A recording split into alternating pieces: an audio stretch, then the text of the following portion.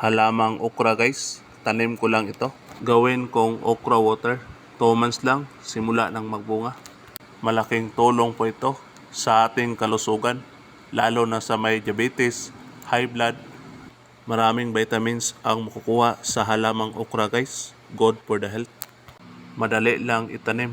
2 months lang, harvest na kaagad. Kahit sa plastic container o sa paso, pwede.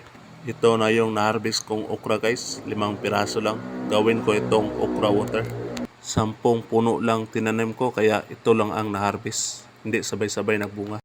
Ayan guys, niiwa ko na sa maliliit ang bunga ng okra.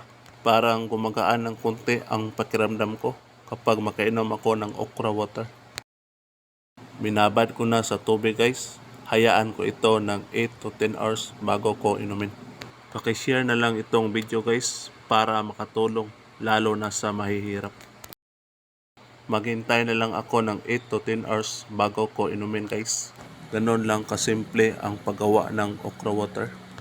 Good for the health, malaking tulong sa ating kalusugan, mayaman sa vitamins.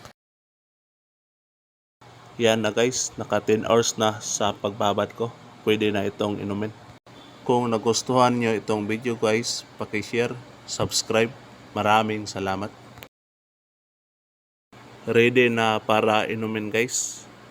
Hanggang dito lang po. Maraming salamat sa panonood. Thanks for watching.